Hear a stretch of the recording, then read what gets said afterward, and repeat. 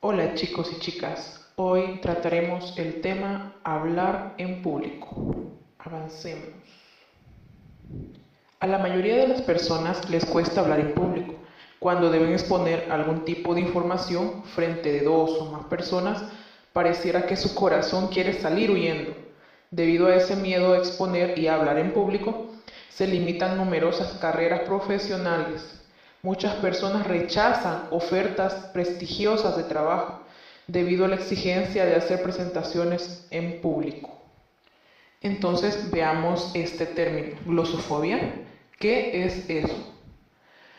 Pues la glosofobia o ansiedad para hablar es el miedo de hablar en público. La palabra glosofobia proviene del griego glosa, es decir, la lengua, y phobos, miedo o temor. Se define como un persistente, anormal e injustificado miedo a intentar hablar o bien a hablar en público. Normalmente se asocia con trastornos psíquicos, tales como la depresión, la esquizofrenia, la neurosis de angustia, etc., así como alteraciones del lenguaje de origen psicofísica, como la tartamudez. Para comprender temática del miedo a hablar en público, debemos definir conceptos como timidez y ansiedad social. Según Anthony, estos conceptos están relacionados entre sí, pero no son del todo idénticos. El autor dice que, en cuanto a la palabra timidez, se refiere a una tendencia a ser retraído, a sentir ansiedad o incomodidad en situaciones que requieran un contacto interpersonal como las conversaciones, las citas, conocer a nuevas personas, hablar por teléfono, mostrarse asertivo, abordar conflictos o hablar sobre uno mismo. La timidez también está relacionada con una tendencia a la introversión, es decir, las personas tímidas suelen centrarse en su interior y son socialmente retraídas en comparación con las personas que son sociables y extrovertidas. Por lo que respecta al vocablo de ansiedad social, el autor Anthony señala: el término ansiedad social se refiere a la experiencia de nerviosismo o incomodidad en situaciones que impliquen ser observado, analizado o juzgado por los demás. El mismo autor señala que las personas tímidas experimentan ansiedad social cuando se relacionan con los demás. Sin embargo, en ocasiones las personas que no son especialmente tímidas también pueden experimentar ansiedad social. Otro aspecto importante a tratar en este tema es el de los componentes de la ansiedad social. Es importante, pues muchas veces suele confundirse con otras psicopatologías. Martin Anthony recomienda como estrategia útil que descompongamos en partes manejables los sentimientos de timidez y ansiedad social. Es importante resaltar que la mayoría de emociones, incluida la ansiedad, pueden entenderse en función de tres componentes. El primero de ellos, una parte física o las sensaciones.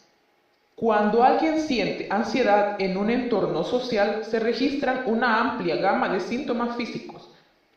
A menudo, los síntomas más perturbadores son los que observan los demás, como sudar, temblar, ruborizarse y tartamudear. No obstante, existen otros síntomas de ansiedad como un incremento de la frecuencia cardíaca, la respiración entrecortada, náuseas, mareos y otros síntomas de excitación física. Cuando el temor va acompañado de al menos 4 síntomas físicos, tenemos lo que se conoce como ataque de pánico.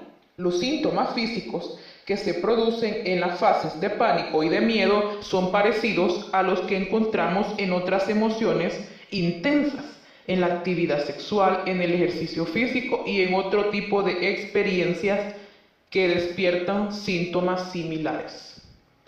La segunda parte es conocida como parte cognitiva o lo que piensas. El componente cognitivo del miedo y la ansiedad se refiere a los tipos de pensamientos, suposiciones, creencias, interpretaciones y predicciones que contribuyen y ayudan a crear los sentimientos de una persona. En el caso de la ansiedad, generalmente estas creencias suelen darse en momentos de peligro o amenaza.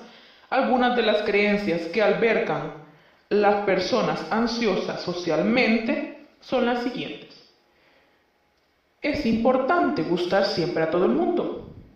Si doy una presentación, haré el ridículo. Si cometo un error, la gente creerá que soy incompetente. Siempre debo ser interesante y divertido. Si alguien me mira fijamente, debe pensar algo negativo sobre mí. Si no gusto a una persona determinada, no gustaré a nadie. Sería terrible sonrojarse, temblar o sudar delante de los demás. Los demás notan cuando estoy nerviosa. Debo procurar ocultar cualquier síntoma de ansiedad. La ansiedad es una muestra de debilidad, entre otros. Como no podría ser de otro modo, si piensas así, solo consigues ser propenso a la ansiedad en un entorno social, especialmente si muestras señales físicas de ansiedad. En muchos casos, las creencias como estas son las desencadenantes de la ansiedad o la prolongan en su fase inicial. Los investigadores han demostrado que, aparte de albergar pensamientos angustiosos, las personas con niveles altos de ansiedad social tienden a prestar más atención a la información que contradice sus creencias. Por ejemplo, repararán en los individuos entre el público que parezcan aburridos o estén adoptando una actitud crítica y no se fijarán en quienes se demuestran o muestran estar atentos e interesados. La siguiente parte es conocida como la parte de conducta o conductista, que es lo que haces. Evitar el contacto con otras personas es la característica de conducta más frecuente de la ansiedad social y la timidez. Quienes padecen suelen evitar situaciones sociales por completo, aunque solo se libran del entorno al que temen durante un breve periodo de tiempo. También es posible que algunos encuentren maneras sutiles de evitar situaciones sociales y se protejan de lo que ellos perciben como una amenaza social. Pueden maquillarse más de la cuenta para ocultar rojeces, evitar el contacto visual, formular preguntas a otras personas para no hablar sobre ellos, apagar la luz para que otras personas no perciban sus síntomas de ansiedad o beber un par de copas de vino para sobrellevar el ataque de ansiedad. Paremos en este momento y hagamos un ejercicio. Hay que intentar dividir nuestra ansiedad social en distintas partes. Las 3 próximas veces que perciban ansiedad en un entorno social, apunten la siguiente información en su diario o en una página en blanco. Pregúntense, como primer punto, ¿qué situación motivó mi ansiedad? Segundo, ¿qué sensaciones físicas experimenté? Tercero, ¿qué pensamientos, predicciones o creencias angustiosas albergué? Y cuarto, ¿cuál fue mi conducta ansiosa? Cuando escribas en el diario o la página, asegúrate de utilizar siempre la primera persona, de modo que tus preguntas y respuestas se refieran solo a ti. Luego haz un análisis y ve por dónde comienza tu problema o de qué manera puedes solucionarlo. Todo tiene solución. Ahora bien, luego de hacer esta pauta y ya conocer todo lo que implica la ansiedad social, la timidez y lo que le engloba, que es la glosofobia o el miedo a hablar en público, vamos a conocer aspectos positivos. Y al final, como cole random, vamos a dar unos tips para que los pongamos en práctica. Continuemos. Factores necesarios para desarrollar cualquier habilidad según Ergueta. Conocimientos teóricos y prácticos. Entrenamiento. Actitud positiva. Experiencia en situaciones reales. Estos son los ingredientes básicos para desarrollar cualquier habilidad. Después pueden ir añadiendo más cosas si quieren, pero esto es lo únicamente esencial. Ahora veamos. Aquí les traemos o les presentamos las técnicas para superar el miedo según el autor Urkula.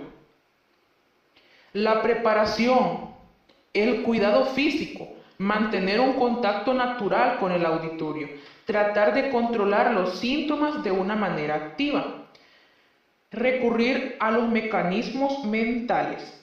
Tips de Cole Random para perder el miedo de hablar en público.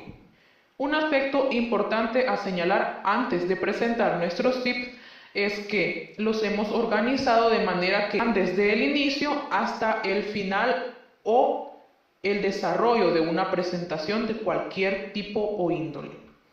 Alguien me puede decir, pero en la escuela no nos dejan escoger nuestro tema, no sabemos, no nos gusta hablar de las tragedias griegas, pero debemos hacerlo. Claro, pero en ese caso ustedes como estudiantes deben saber que es una información necesaria para su cultura general. Hay temáticas de cultura general que no deben olvidarse en la enseñanza, por eso en la escuela se las inculcan. Vamos a creer que son temas que a ustedes les van a gustar, porque ya sea que sean actuales o no, o que tengan una aplicación en este presente, o solo haya sido en el tiempo en el que fue escrito, son documentos históricos muy interesantes, de ciudades y momentos que no volverán a suceder y que tenían su particularidad. Si no es algo de nuestro gusto, que por favor sea de nuestro interés. Hay que inculcarnos el hábito de conocer las civilizaciones y espacios que estuvieron antes que nosotros. Sigamos. Vamos a escoger temáticas que nos interesen y nos llamen la atención. Buscaremos todo el conocimiento teórico necesario para el desarrollo del tema. Analizar, criticar, argumentar e interpretar la información. Otro dato que cabe recalcar acá es que debe ser información fidedigna o de fuentes confiables. Por favor, ojo, sus profesores verán qué tipo de lugares ustedes investigan y desde ahí parte la credibilidad que puedan tener en sus trabajos y una buena calificación. Sigamos. Otro tip es conocer por lo menos los datos más relevantes de su audiencia. Es decir, si ustedes están presentes en un salón de clase, entonces saber con qué tipo de compañeros o personalidades de nuestros compañeros estamos tratando. O el temperamento y conducta de nuestra maestra, qué es lo que ella necesita y lo que a ella le gusta que los estudiantes le expongan. Hay que conocer y ponerle mucha atención a esos pequeños detalles. Luego, hay que preparar la exposición con la mayor naturalidad posible. Tienen que evitar el uso de palabras demasiado rebuscadas, porque se verán, aunque por un momento ustedes se verán inteligentes y cultos, luego no sabrán qué dijeron. Y son palabras que aún en un nivel alto no se aplican, que las personas buscan hacer el conocimiento más práctico. Por lo tanto, usan tipo de palabras que se conocen a menudo, no de lenguaje vulgar, pero sí de un lenguaje medio culto.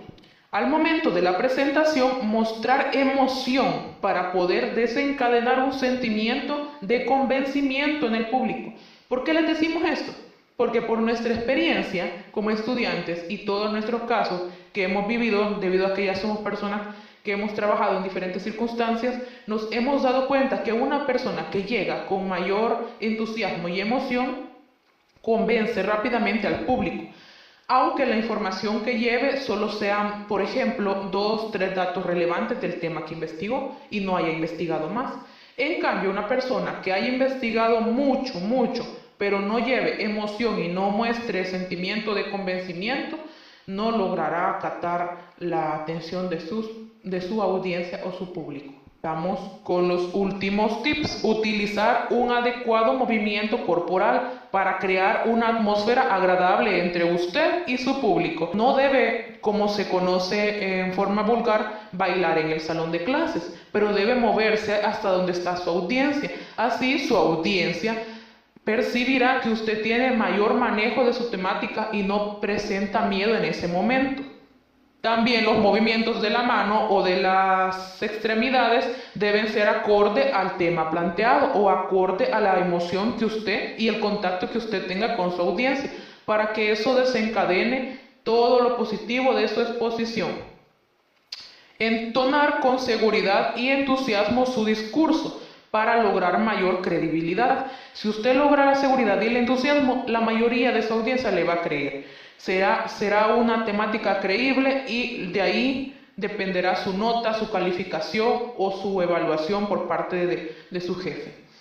Establecer contacto visual con su audiencia la mayor parte del tiempo posible para generar confianza y seguridad. Cuando un expositor evita el contacto visual con su audiencia, pasan dos cosas. Uno, se ve feo, se ve éticamente feo, debido a que la audiencia debe ser la prioridad. Y segundo, se pierde toda confianza posible. Toda la confianza que pudo haber habido en ese momento se pierde. Por lo tanto, les sugerimos que mantengan el mayor tiempo el contacto visual con todas las personas. Y por último, les dejamos el más preciado y convincente de todos los tips que pueden haber en el mundo. Mantener la seguridad y confianza en uno mismo. Ustedes deben saber que no son ni más ni menos que las personas que están frente a ustedes. Por ese motivo, no debe haber ningún tipo de miedo o pavor o ansiedad social. Ustedes deben pensar que las personas que están en su audiencia son gente interesada en la temática que usted les va a dar y que puede ser que marque la diferencia en la vida de esas personas. Lo que usted haga hoy puede cambiar el destino suyo y de muchas personas a su alrededor. No lo olvide. Hasta aquí llegamos, chicos. Esta fue la información sobre el tema, el miedo a hablar en público. Les recuerdo, si ustedes quieren el guión que utilizamos para grabar este video y la información que va dentro de él y dentro del guión, solo escríbanos en nuestras redes, ya sea en Instagram como @ColorRandomSV, en YouTube pueden dejarnos un comentario en el canal de YouTube, encuentra como ColorRandom, en la página de Facebook como @ColorRandom. Solo debe contactarnos y escribirnos que desea la información de nuestro último video publicado, en este caso sobre la temática el miedo a hablar en público. También recuerden escribirnos en las redes sociales para saber de qué otra temática quieren que hablemos para el video del martes. Estaremos leyéndolos. No se olviden de contactarnos. Gracias.